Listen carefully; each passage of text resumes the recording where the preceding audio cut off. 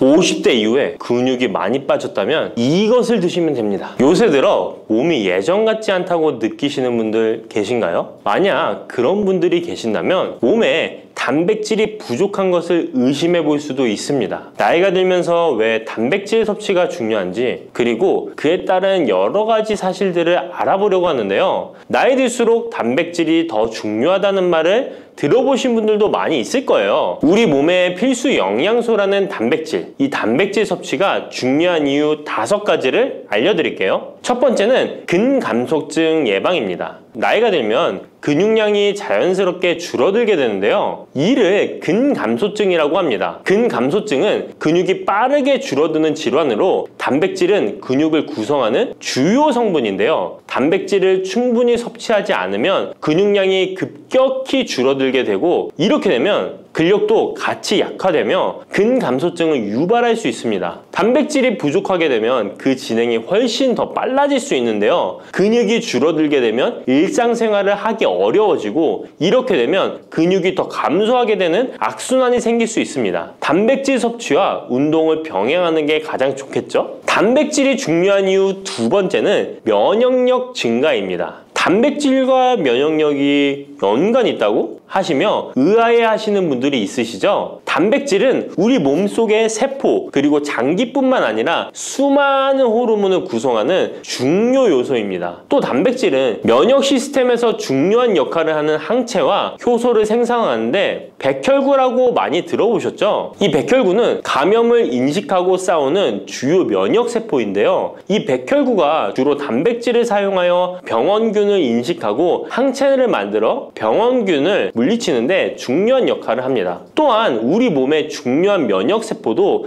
감염에 대응할 때 단백질을 사용하여 신호를 보내고 병원균을 파괴하는 작용을 합니다. 나이가 들면서 면역 시스템이 약해지기 쉬운데, 그럴수록 단백질을 충분히 섭취하면 면역력을 높일 수 있습니다. 단백질 섭취가 중요한 이유 3번째는 심혈관계 질환 예방입니다. 단백질은 심혈관 건강에도 영향을 주는데요. 특히 식물성 단백질이 도움을 줍니다. 예를 들자면 콩류와 견과류 등은 나쁜 콜레스테롤인 LDL의 수치를 낮추고 심혈관계 질환의 위험을 줄이는데 도움이 됩니다. 특히 노년층에서 단백질 섭취는 고혈압, 동맥경화증, 심장병 등을 예방하는 데 중요한 역할을 합니다. 4번째는 피부의 탄력 저하를 예방합니다. 피부의 주 성분 중 하나인 콜라겐은 단백질로 이루어져 있는데요. 나이가 들면 콜라겐이 자연스럽게 감소하게 되는데, 이로 인해 피부 탄력이 떨어지고 주름이 생깁니다. 이때 단백질을 충분히 섭취하면 피부 건강에도 좋은 영향을 주는데요. 단백질 공급은 피부 재생을 촉진시켜 피부 건강을 유지하는 데 도움을 줍니다. 5번째는 골다공증 예방입니다. 나이 드신 여성분들은 특히 더 주목해주세요. 질병관리청의 보도자료에 따르면 대한민국 50세 이상의 골다공증 유병률은 22.5%로 약 5명 중 1명은 골다공증이 있는데요. 골다공증은 조용한 뼈 도둑이라고 불릴 정도로 초기 증상이 뚜렷하게 보이지 않지만, 골다공증이 한 번 생기면 이로 인한 고관절, 척추, 손목 등의 골절이 생기기 쉽고, 이로 인해 합병증 위험 또한 증가하는데요. 이 골다공증을 예방하는 데 중요한 요소가 바로 단백질입니다. 단백질은 뼈를 구성하는 중요한 요소 중 하나인데요. 뼈의 건강을 유지하는 데 필요한 칼슘과 함께 단백질은 뼈의 구조를 안정화시키고 골밀도를 높여서 골다공증을 예방하는 데 중요한 역할을 합니다. 한마디로 노년층에서 우리가 흔히 알고 있는 칼슘과 비타민 D와 함께 단백질 섭취를 증가시키면 뼈가 약해지는 것을 방지할 수 있습니다. 이렇게 중요한 우리 몸속의 단백질이 혹시 부족하게 된다면 무슨 일이 일어날까요? 단백질이 부족하면 여러 가지 신체 기능에 문제가 생기는데요. 첫 번째는 인지 기능 저하와 치매입니다. 단백질 부족이 치매를 유발한다니 놀라셨나요? 연구에 따르면 단백질이 뇌 건강을 유지하는 데 아주 중요한 역할을 합니다. 특히 기억력에 많은 영향을 주는데요. 단백질은 뇌에서 신경 전달 물질을 만들고 뇌세포의 구조를 유지하는 데 도움을 줍니다. 특히 학습과 기억력에 영향을 주는 시냅스에서 발생하는 신경 전달 물질의 방출과 수용체 활성화는 대부분 단백질에 의해 조절되는데, 예를 들어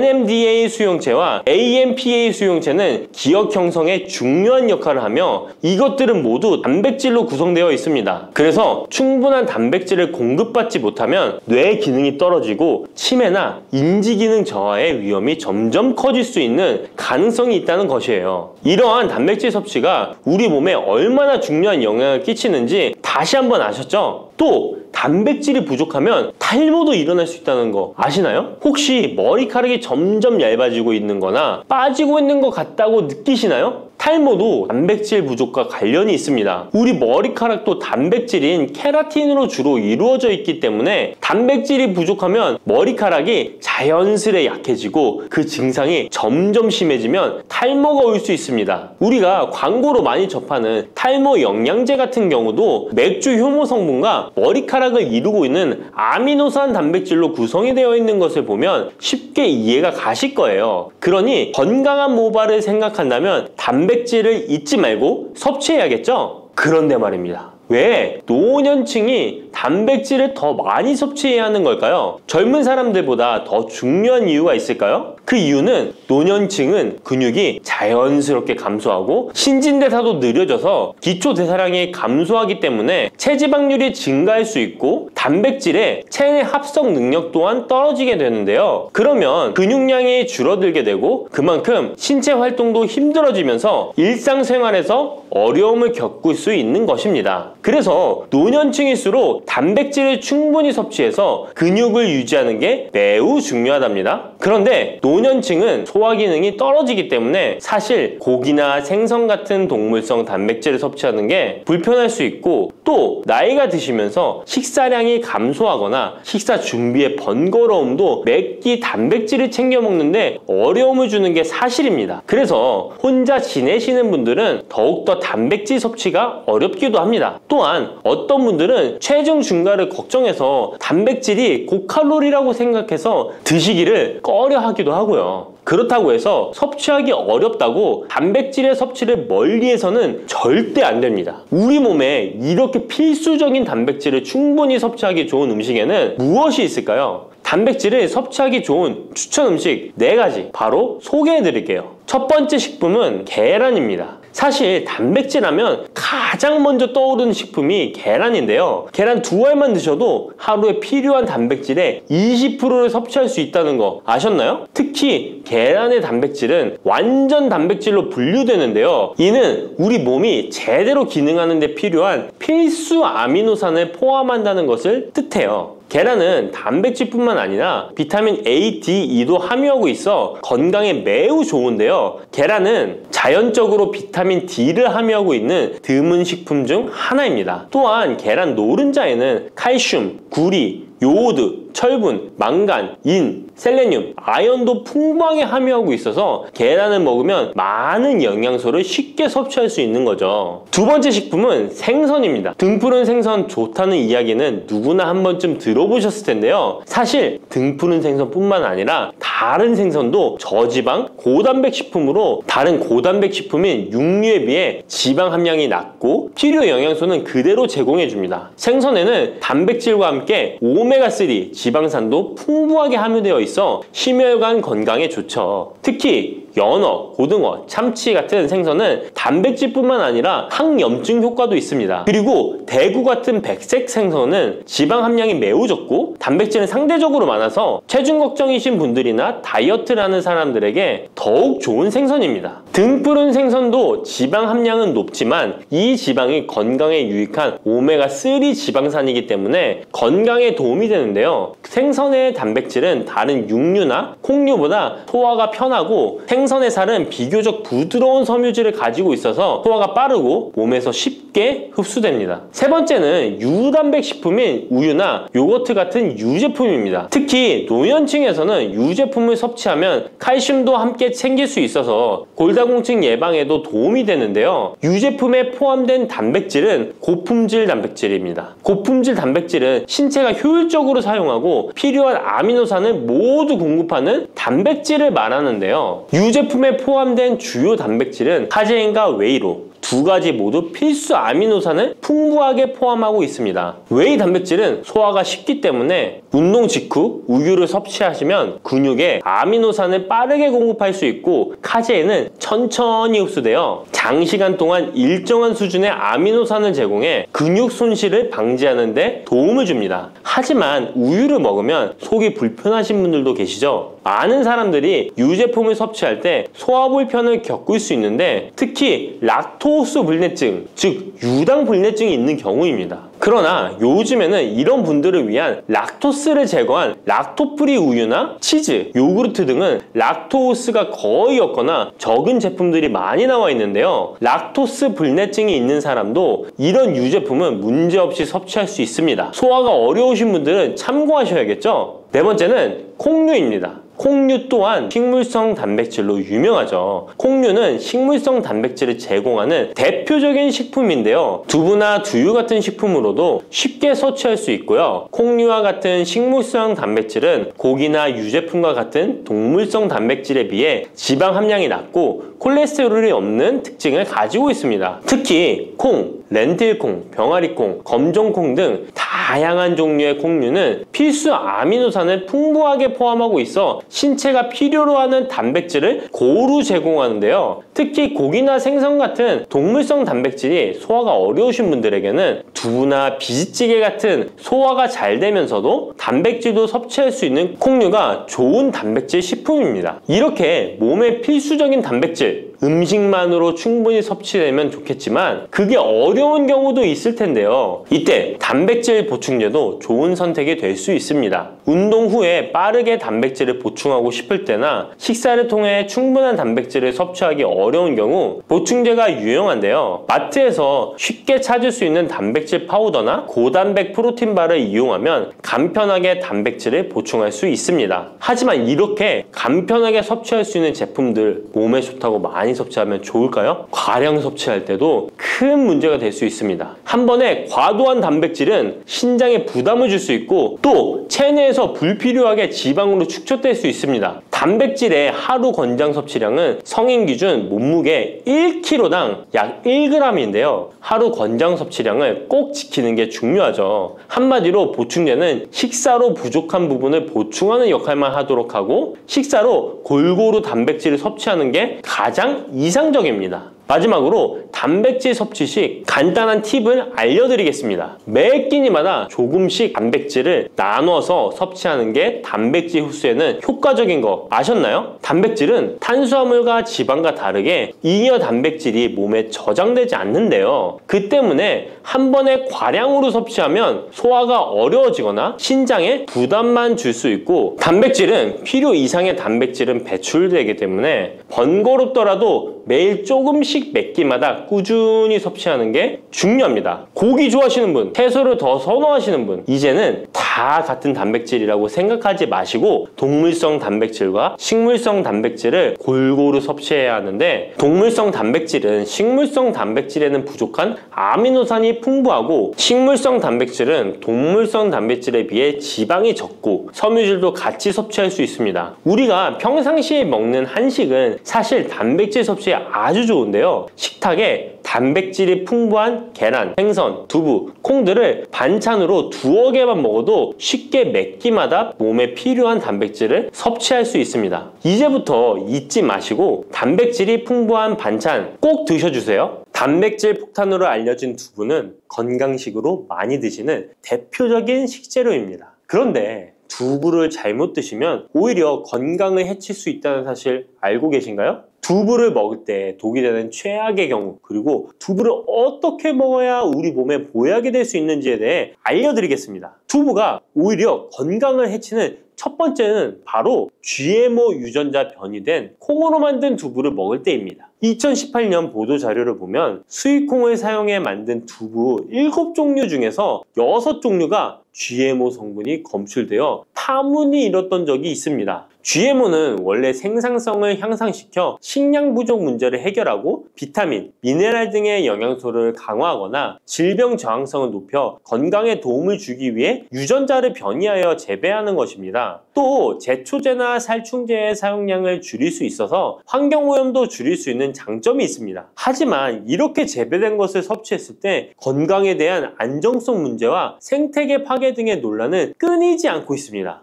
우리나라에서는 GMO 재배를 법으로 금지하고 있으며 많은 나라들이 GMO의 수입과 생산을 규제하고 있습니다. GMO 식품을 꾸준히 섭취할 경우 건강에 문제가 생길 수 있는데요. 2년 동안 실험지 200마리에게 GMO 옥수수를 먹인 실험 결과 20%의 쥐에서 종양이 발생했고 종양의 크기도 컸는데요. 종양의 크기가 탁구공만큼 크게 자란 쥐도 발견됐는데 쥐 전체 몸무게의 4분의 1에 해당되는 무게였다고 합니다. GMO 표기가 의무이기 때문에 GMO 표기가 없는 식품을 사 먹으면 되지만 문제는 식품을 몇 차례 가공 과정을 거쳐 GMO의 DNA나 단백질이 남아있지 않은 식품은 GMO 표기를 하지 않아도 된다는 규정이 있기 때문에 소비자로서는 불안할 수밖에 없는데요. 따라서 두부를 구매하실 때 원료가 수입산이 아닌 국내산 콩으로 만든 두부를 사드시길 바랍니다. 우리나라는 GMO 재배 자체가 금지이기 때문에 국내에서 재배된 식품은 안심하고 드셔도 됩니다. 두부가 건강을 해치는 두 번째는 바로 유부를 드시는 것입니다. 유부는 두부를 기름에 튀겨서 만드는 건데요. 유부를 먹는 방법에는 대표적으로 유부초밥이 있지만 이외에도 다양한 요리의 재료로 사용됩니다. 유부의 고소한 맛과 부드러운 식감 때문에 다양하게 사용되지만 건강에 해로울 수 있으니까 주의하셔야 됩니다. 두부를 기름에 튀겨 만든 유부는 칼로리가 높아질 뿐만 아니라 트랜스지방이 생성됩니다. 트랜스지방은 혈관 내 콜레스테롤을 증가시키고 심혈관 질환의 위험을 증가시킵니다. 이로 인해 대사증후군과 뇌 기능에도 영향을 미쳐 인지력, 학습 능력을 감소시키는 부작용을 일으킬 수 있습니다. 유부를 아예 드시지 말라는 게 아니라 맛이 좋고 간단하게 식사 대용으로 드실 수 있는 유부만 맛이 좋고 간단하게 식사 대용으로 드실 수 있는 유부지만 과하게 드시지 않고 적절히 드시면 좋겠죠? 세 번째, 두부를 드실 때 주의할 점은 시금치와 함께 드시면 안 된다는 것입니다. 시금치는 철분이 풍부하게 함유되어 있어 빈혈 예방에 효과적으로 알려져 있습니다. 또한 비타민 A, 루테인, 제아잔틴 등의 영양소가 풍부하여 눈 건강 증진에 탁월한 효능이 있고 마그네슘, 비타민 K 등이 풍부해서 뼈 건강 증진에 효과적인 것으로 알려져 있습니다. 그러나 문제는 시금치에 함유된 옥살산입니다. 이 옥살산이 두부의 칼슘과 결합하여 수산칼슘이라는 성분이 만들어지는데 이 성분이 결정을 이루어 신장이나 요로에 쌓여 결석이 됩니다. 신장결석, 요로결석이 되어 극심한 통증을 유발할 수 있다는 것입니다. 시금치를 드실 때는 두부와 같이 칼슘이 많은 음식을 피하시고 별도로 섭취하시는 게 좋겠습니다. 네 번째, 두부를 드실 때 오히려 해가 되는 경우는 갑상선이 약하신 분들입니다. 두부에는 사포닌이라는 성분이 함유되어 있는데 사포닌을 많이 섭취하게 되면 요오드가 몸 밖으로 과도하게 배출될 수 있습니다. 요오드는 갑상선 호르몬의 합성과 조절을 돕는 아주 중요한 성분인데요. 요오드가 부족하게 되면 갑상선 호르몬인 티록신의 생성이 부족하게 되어 갑상선의 기능을 제대로 하지 못하는 상황이 발생할 수 있습니다. 이렇게 되면 갑상선 저하증이 생길 수 있고 무기력해지고 피로가 회복이 잘 안 되며 우울증, 부종, 집중력 저하 등의 다양한 증상을 야기할 수 있습니다. 갑상선에 문제가 없는 분이라면 두부를 많이 드셔도 문제가 되지 않지만 이미 갑상선이 약하신 분들에게는 안 좋은 영향을 줄 수 있는 것입니다. 그렇다면 두부는 어떻게 드셔야 두부의 효능을 최대한 높일 수 있는지 알려드리겠습니다. 두부는 기본적으로 단백질이 풍부한데 이뿐만 아니라 리놀렌산, 레시틴, 피토스테롤 등의 성분이 풍부해서 몸 안의 콜레스테롤 수치를 낮춰주고 혈액순환을 원활하게 해서 동맥경화, 심근경색, 뇌출혈 등의 심혈관 질환을 예방할 수 있습니다. 또한 두부는 체력과 근력을 유지하는 데 큰 도움을 주는데요. 바로 두부의 풍부한 단백질 때문이죠. 근육은 매일 일정량이 새로운 근육으로 대체되기 때문에 매일 단백질을 공급해줘야 되는데요. 우리 몸에 단백질을 공급해주기 위해 정말 유용한 음식이 두부인 것이죠. 또한 두부에는 콜린이 풍부한데 콜린은 알츠하이머성 치매를 예방하는데 탁월한 효능을 발휘하게 됩니다. 두부는 탈모 예방에도 도움이 되는데요. 머리카락의 원료인 단백질을 보충하는데 도움이 될 뿐만 아니라 이소플라본이 풍부해 남성 호르몬을 조절해줍니다. 따라서 호르몬성 탈모 예방에 도움을 줄 수 있는 것입니다. 또한 두부는 건강하게 장수하는 데 도움이 되는데요. 많은 과학자들의 연구 결과 건강하게 장수한 사람들의 특징이 식물성 단백질을 꾸준히 섭취했다는 사실을 발견했고, 동물성 단백질을 식물성 단백질로 바꿔 섭취했을 때 사망의 위험성이 낮아진다는 연구 결과도 있습니다. 이러한 효능이 극대화가 되려면 소화 흡수가 잘 되어야겠죠. 두부 중 소화 흡수가 가장 잘 되는 것이 바로 순두부입니다. 순두부는 일반 두부와 마찬가지로 비질을 분리한 콩물에 응고력이 약한 응고제를 넣어 만든 것인데요. 그렇기에 훨씬 부드럽고 소화 흡수가 잘 되는 형태가 되는 것입니다. 하지만 단점은 일반 두부보다 단백질, 섬유질 등의 영양 성분의 함량이 떨어지는데요. 이런 단점을 보완하기 위해 계란과 함께 드시면 좋은 대안이 될 수 있어요. 순두부찌개에 계란이 들어가 있는 것이 맛뿐만 아니라 영양적으로도 찰떡궁합인 것이죠. 순두부와는 식감이 완전히 다른 쫄깃한 두부면이 요즘 인기가 높아지고 있는데요. 밀가루를 대체할 수 있는 다이어트 식품으로 많이 알려지고 있습니다. 다양한 면 요리에 사용되는데 단순히 두부를 면 모양으로 만든 것이 아니라 일반 두부보다 단백질의 함량이 2배 정도 높아서 건강에 더욱 좋은 식품입니다. 두부에서 수분을 빼고 응축시켜 만들기 때문에 같은 무게당 영양 성분의 함량이 높아지는 것입니다. 두부는 양배추와 함께 드시면 좋은데요. 두부는 단백질이 풍부하지만 비타민C와 섬유질이 부족한데 양배추와 함께 드시면 모든 영양소를 골고루 섭취할 수 있게 되는 것입니다. 또 귀리를 넣은 잡곡밥과 함께 드시면 좋은데요. 귀리에 풍부하게 함유된 식이섬유와 베타글루칸과 두부의 단백질, 칼슘을 충분히 섭취할 수 있는 것입니다. 두부는 그리고 미역과 김, 다시마와 같은 해조류와 함께 드시면 좋은데요. 이런 해조류와 함께 드시게 되면 두부의 단백질을 흡수하는데 극대화가 되고 두부의 사포닌으로 인한 요오드 배출을 해조류의 풍부한 요오드 성분이 상쇄시켜 줄 수 있는 것입니다. 두부와 함께 먹으면 좋은 음식으로는 토마토가 있습니다. 토마토에는 라이코펜이라는 강력한 항산화 성분이 함유되어 있어서 세포의 노화를 방지하고 활성산소를 제거하여 혈관을 건강하게 보호하며 암을 예방하는 효능도 있습니다. 두부와 토마토 그리고 계란까지 함께 살짝 볶아 드신다면 풍부한 영양 성분을 섭취할 뿐만 아니라 암 예방과 체중 감량에도 좋고 피부 미용에도 탁월한 효능을 누릴 수 있습니다. 부추와 이것을 함께 드시면 죽어가던 혈관이 살아나고 치매가 예방됩니다.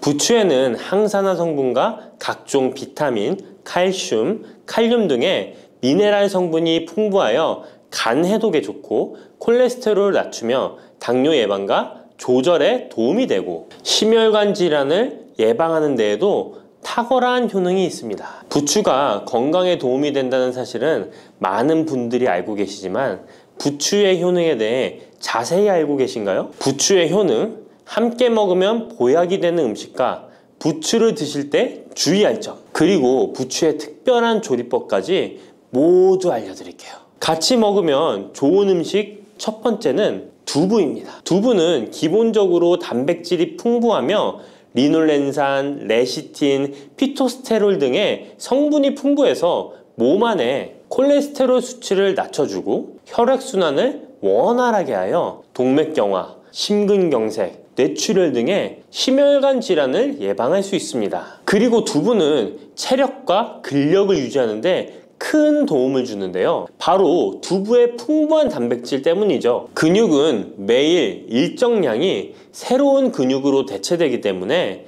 매일 단백질을 공급해줘야 하는데요. 우리 몸에 단백질을 공급해주기 위해 정말 유용한 음식이 두부인 것이죠. 또한 두부에는 콜린이 풍부한데 콜린은 알츠하이머성 치매를 예방하는데 탁월한 효능을 발휘합니다. 그리고 두부는 건강하게 장수하는 데 도움이 되는데요. 많은 과학자들의 연구 결과 건강하게 장수한 사람들의 특징이 식물성 단백질을 꾸준히 섭취했다는 사실을 발견했고, 동물성 단백질을 식물성 단백질로 바꿔 섭취했을 때 사망의 위험성이 낮아진다는 연구 결과도 있습니다. 이런 두부와 부추가 만나게 되면 심혈관 질환을 예방하는데 시너지 효과가 나오게 됩니다. 부추의 풍부한 황화아릴 성분이 혈관 내의 노폐물을 제거해주고 나쁜 콜레스테롤도 녹여주는 효과가 있는데요.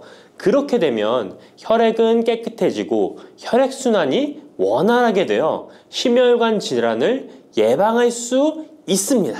그리고 부추에는 칼륨이 풍부한데요. 칼륨은 혈관 내에 나트륨을 배출해주는 작용을 합니다. 나트륨의 농도가 높아지면 고혈압이 발생하고 증세가 심해지면 치매까지 유발할 수 있는데요. 부추의 칼륨이 나트륨을 배출해 주어 혈관의 문제를 미리미리 예방하여 고혈압뿐만 아니라 혈관성 치매까지 예방하는 효과를 누릴 수 있답니다. 문제는 부추를 먹어 이렇게 혈액순환이 좋아진다 해도 혈관 내에 호모시스테인이라는 성분은 부추를 드시는 것으로는 해결되지 않습니다. 호모시스테인은 체내에서 메티오닌이 대사되는 과정에서 생성되는 아미노산입니다. 이 호모시스테인이 혈관에 쌓이게 되면 혈관을 손상시키고 혈액 응고를 촉진하므로 심혈관 질환이 급증할 수 있습니다. 그런데 이때 두부를 함께 드시게 되면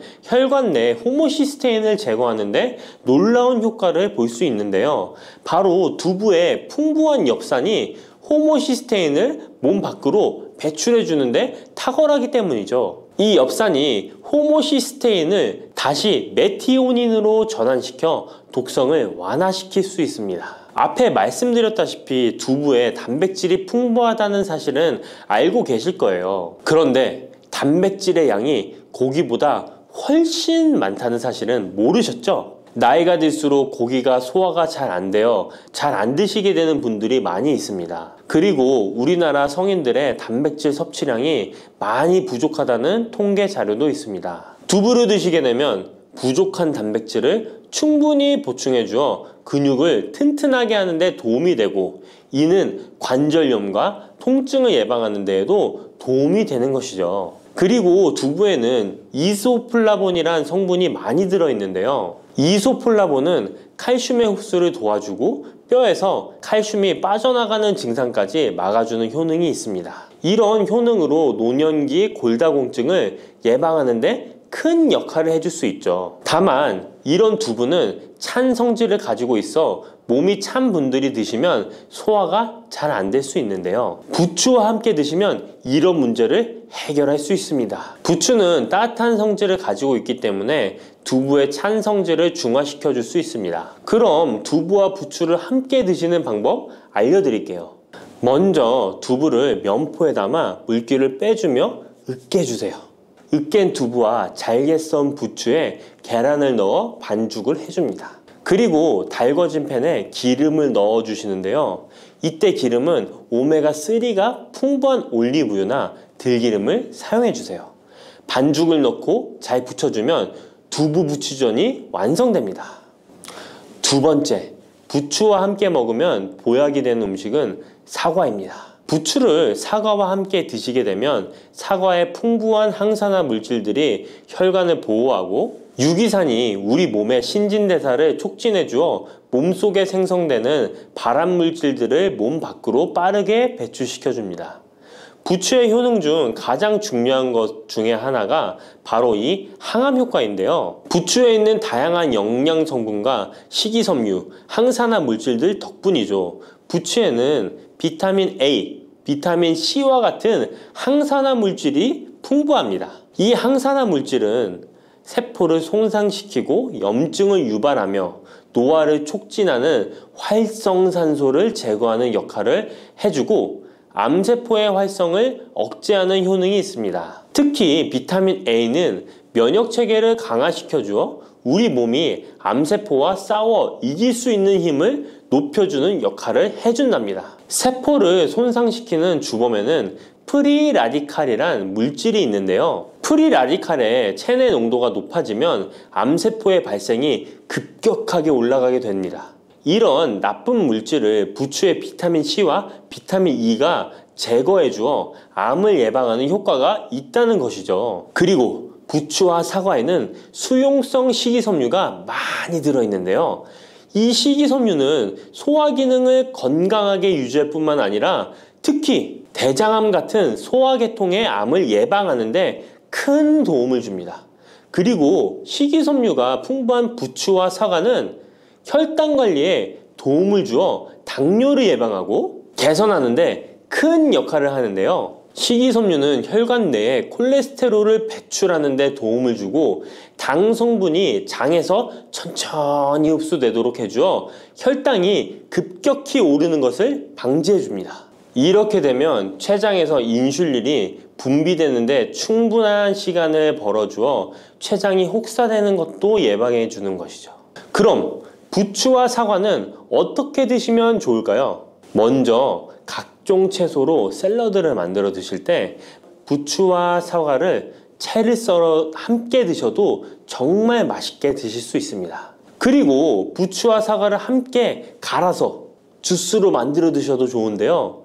만드는 방법도 아주 간단합니다. 먼저 잘 씻은 부추를 적당한 크기로 잘라주시고 사과도 가운데 씨를 빼고 적당하게 잘라줍니다. 믹서기에 넣고 물 1컵, 올리브 오일을 1스푼 넣어줍니다. 올리브 오일을 넣으면 부추의 영양성분 흡수율을 몇 배나 올려줄 수 있습니다.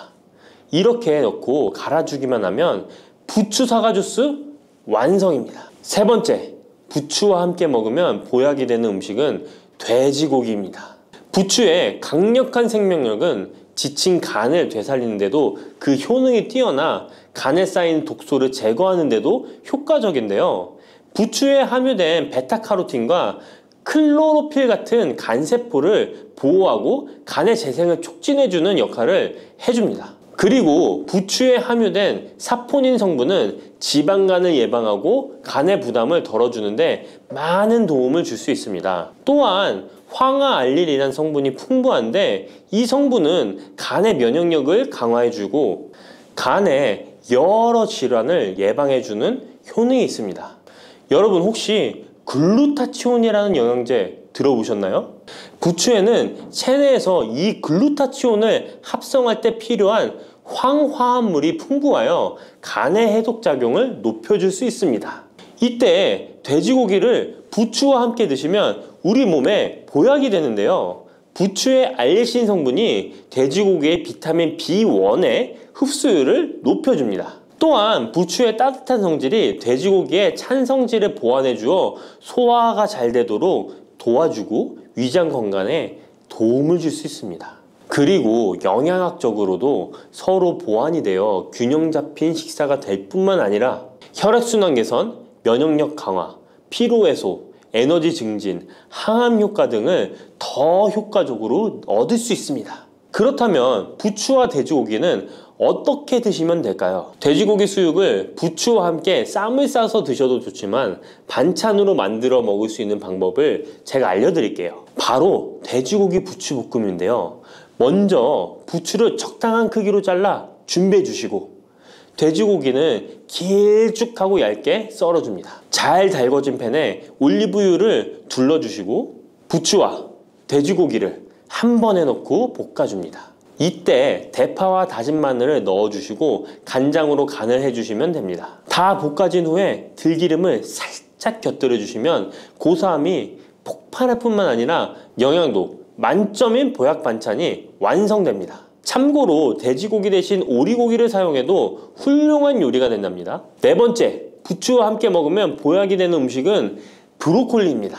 브로콜리는 세계 10대 슈퍼푸드 중 하나로 선정될 만큼 건강에 좋은 채소입니다. 브로콜리에는 항산화 물질인 비타민 E, 베타카로틴, 비타민 C 등이 풍부하게 함유되어 있어 혈관 속의 활성산소를 제거하여 세포의 노화를 방지하는 효과가 있습니다. 그리고 설포라판이라는 항암 성분도 풍부하여 암세포의 성장을 억제하고 암 예방에 효과적인 놀라운 식물이죠. 또한 비타민 A가 풍부하여 눈 건강에도 아주 좋은 효능을 발휘합니다. 이 비타민 A는 부추에도 풍부하여 함께 드실 때 시너지 효과를 누릴 수 있게 되는데요. 비타민 A는 로놉신의 합성을 도와 야맹증을 예방해주고 눈의 점막을 만들어내는 효능이 있어 안구 건조증을 예방하고 눈시림 증상을 완화시켜 줄 수 있습니다. 또한 비타민 C는 활성산소를 제거하여 안구세포를 보호해주고 눈의 혈관을 건강하게 유지시켜 주어 망막이 손상되는 것을 막아줍니다. 이런 효능으로 눈이 충혈되는 것과 통증을 완화시켜 줄 수 있습니다. 눈 질환 중에 황반변성은 노인의 실명 원인 1위로 매우 위험한 질병인데요.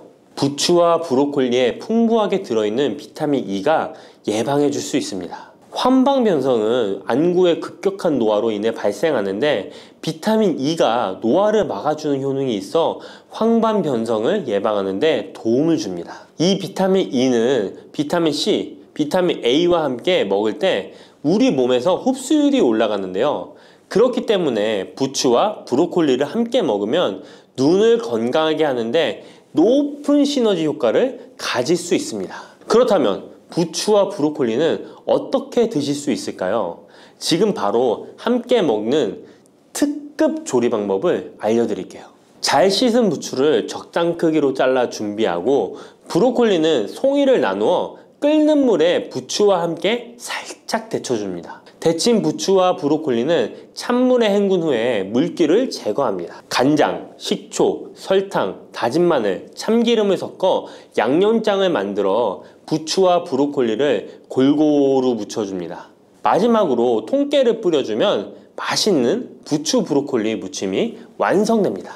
이렇게 몸에 좋은 부추도 주의해야 할 사항이 있습니다. 돼지고기와 함께 먹을 때는 좋지만 소고기와는 함께 먹지 않는 것이 좋습니다. 소고기는 부추와 비슷하게 따뜻한 성질을 가지고 있습니다. 부추와 함께 드시게 되면 뜨거운 성질이 강화되어 위와 장 등의 소화기관에 강한 자극을 주게 되어 소화불량을 일으키고 복통이나 설사를 유발할 수 있습니다. 너무 많이 드시게 되면 그 열로 인해 두통과 불면증까지 오는 경우도 있습니다. 그리고 신장 기능이 약하신 분들도 부추를 드실 때 주의하시는 게 좋은데요.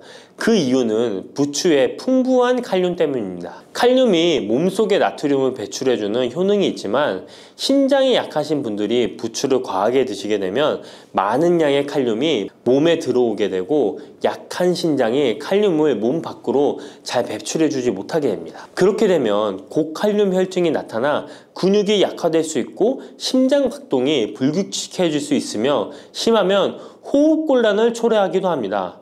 따라서 신장 질환이 있으신 분들은 몸 상태를 보면서 소량씩 드시는 게 좋겠습니다.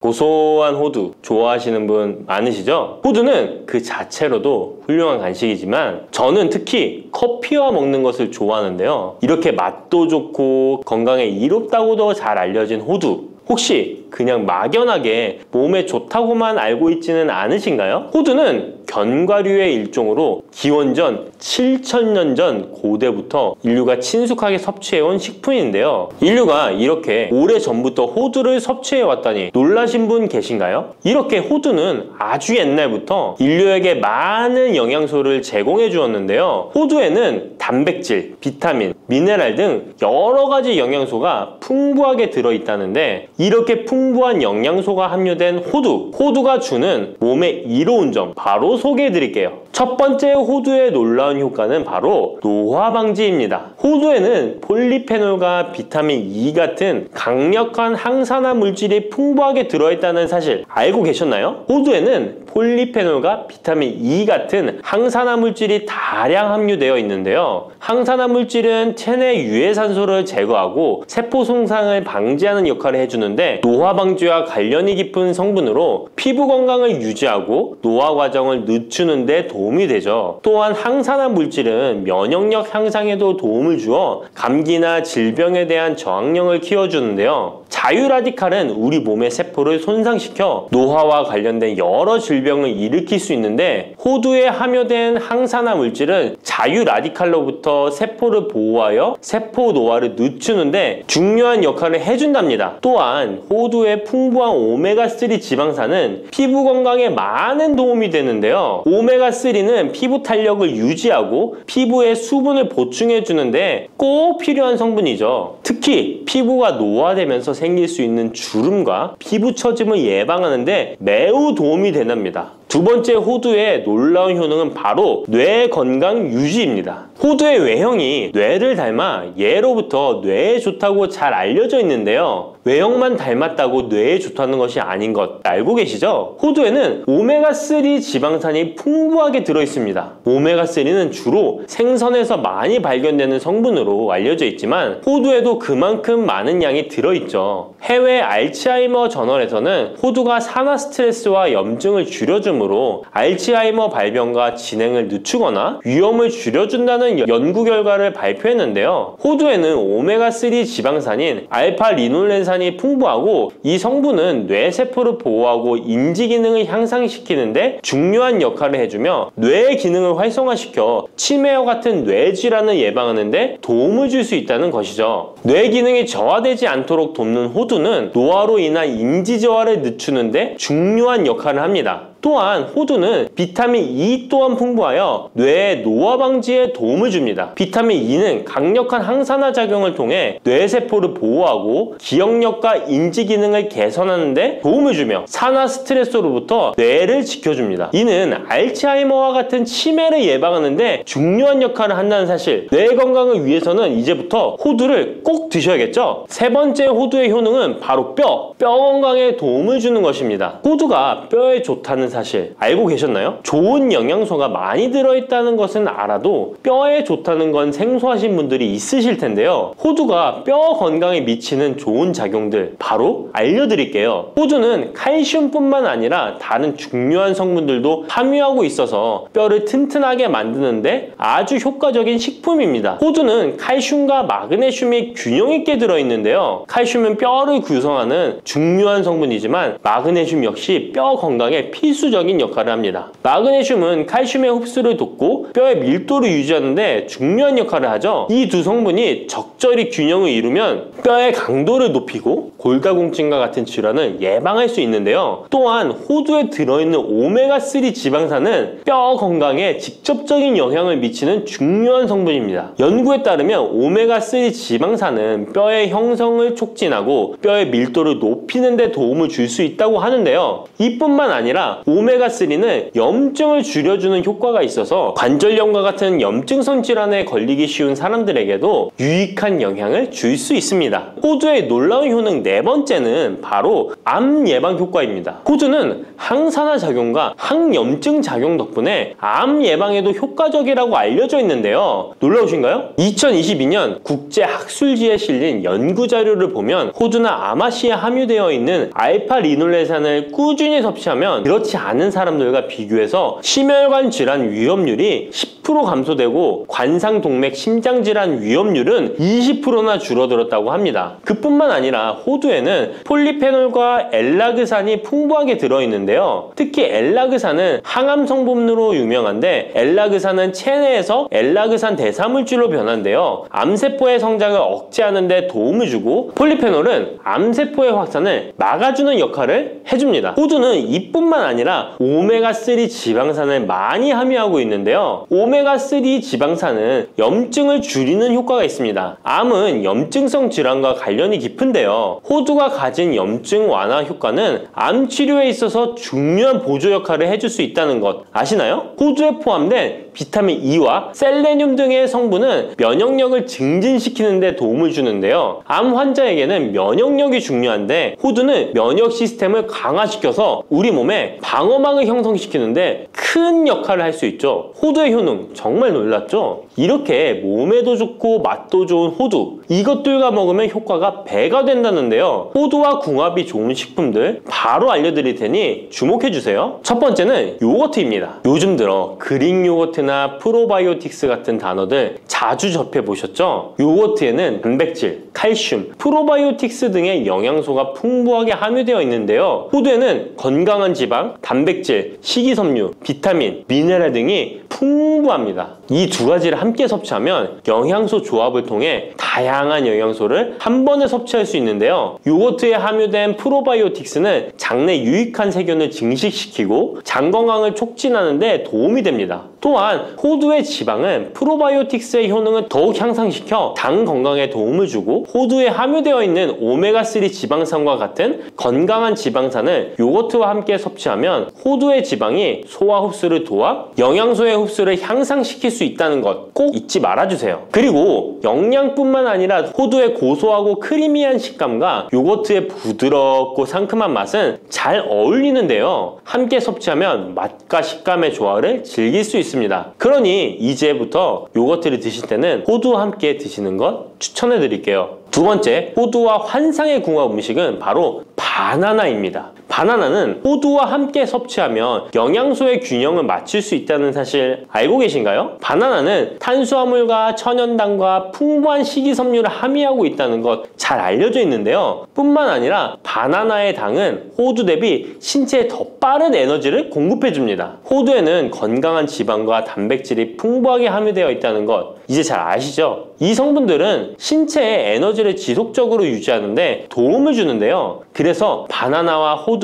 이 두 가지를 함께 섭취하면 서로 보완적인 영양소를 한 번에 섭취할 수 있고, 영양소 흡수 동안 더 쉽고 오래 지속이 되도록 도와준다는 것이죠. 영양뿐만 아니라 호두의 고소하고 크리미한 식감과 바나나의 부드럽고 달콤한 맛은 잘 어우러지는데요. 함께 갈아서 스무디로 한번 섭취해보세요. 간단하게 바나나의 달달한 맛과 호두의 고소한 향이 의외로 조화로워서 맛과 식감, 영양소까지 한 번에 즐길 수 있습니다. 이렇게 고소하고 맛도 좋고 몸에도 정말 좋은 호두, 그렇다고 해서 너무 과하게 섭취해도 안 좋다는 사실 알고 계신가요? 호두는 건강에 매우 좋은 식품이지만 모든 식품들이 그러하듯 호두도 적당량 섭취를 해야 하는데요. 과연 하루에 얼마나 먹어야 하는지, 몸에 좋은 호두를 잘못된 방법으로 섭취하면 몸에 치명적인 독이 될 수 있다는 사실들, 호두 섭취 시 주의점들 바로 알려드릴게요. 호두 섭취 시 유의할 점 첫 번째는 알레르기 반응입니다. 호두는 견과류 중 하나로 알레르기를 유발할 수 있는 식품인데요. 일부 사람들에게 알레르기 반응을 일으킬 수 있습니다. 호두 알레르기가 있는 경우 호두를 섭취했을 때 입술이나 혀 또는 얼굴이 부풀거나 허우걸란을 겪을 수 있는데, 이는 개개인의 신체 증상에 따라 매우 위험할 수도 있습니다. 경우에 따라 목숨도 위험할 수 있는데요. 만약 이런 증상이 발생하면 즉시 호두 섭취를 중단하고 필요시 의사와 상담해야 합니다. 알레르기가 있는 사람은 호두를 피하는 것이 매우 중요합니다. 호두 섭취 시 주의할 점 두 번째는 과도한 섭취입니다. 호두는 100g당 650칼로리로 매우 고칼로리 음식입니다. 하루 섭취량을 과도하게 초과하면 체중 증가를 유발할 수 있는데요. 호두에는 지방이 많이 함유되어 있지만 대부분 불포화 지방이라 건강에 유익하다고 알고 있지만 칼로리가 높기 때문에 적당한 양을 섭취하는 것이 중요합니다. 하루 20에서 30g 정도, 이는 약 5에서 7알 정도 되는데요. 쪽으로 봤을 때 10개에서 15쪽이 적당합니다. 호두 섭취할 때 꼭 기억해 주세요. 호두 섭취 시 유의할 점 세 번째는 변질이 일어난 호두 섭취입니다. 호두와 같은 견과류는 지방이 많아서 산패가 쉽게 일어날 수 있는데요. 특히 호두에 포함된 불포화 지방산은 산화되기 쉬운데, 산화가 진행되면 지방의 구조가 변형됩니다. 산화된 지방은 체내에서 염증을 일으키고 혈관에 손상을 줄 수 있다는 무서운 사실 알고 계신가요? 이뿐만 아니라 산화된 지방은 심혈관 질환까지 유발할 위험이 있습니다. 또한 호두가 산패되면 아크릴 아마이드라는 유해 물질이 생성될 수 있는데요. 이 물질은 발암성 물질로 알려져 있으며, 이렇게 산패된 호두를 장기적으로 섭취 시 암 위험을 증가시킬 수 있습니다. 그럼 산패되어 변질이 일어난 호두는 어떻게 알 수 있을까요? 산패된 호두를 구분하는 방법 쉽게 바로 알려드릴게요. 먼저 색상을 보는 것입니다. 신선한 호두는 갈색 또는 황금빛을 띠는데, 산패된 호두는 색이 어둡게 변하고 부패한 느낌이 들 수 있습니다. 또 산패된 호두는 비린내나 신냄새가 날 수 있으나 신선한 호두는 자연스러운 고소한 향이 납니다. 또한 맛이 다른데요. 신선한 호두는 고소한 맛인 반면 산패된 호두는 맛이 매우 씁쓸하거나 오래된 기름향이 나고 썩은 것 같이 매우 불쾌한 맛이 난답니다. 이러한 호두를 골랐다면 산패되지 않게 보관하는 방법도 중요한데요. 호두는 잘못 보관하면 쉽게 산패되기 때문에 주의가 필요합니다. 호두는 원래의 껍질을 유지하는 것이 좋은데요. 껍질을 벗기지 않고 보관하면 외부에서의 영향을 줄일 수 있어서 오래 신선하게 유지됩니다. 하지만 호두를 먹을 때마다 까야 되는 번거로움 때문에 이미 까진 호두를 많이 구입하잖아요. 이런 호두는 공기와 빛에 노출되면 산패가 촉진되기 때문에 공기와의 접촉을 최소화하는 것이 중요한데요. 그래서 밀봉할 수 있는 용기에 담아서 보관하거나 진공 밀봉팩을 사용하는 것이 좋습니다. 호두는 온도와 습도에 민감해서 서늘한 냉장고에 보관하는 것이 가장 좋습니다. 이미 껍질을 벗긴 호두는 쉽게 산패할 수 있으니까 냉장 보관이 필수적이라는 것 잊지 마세요.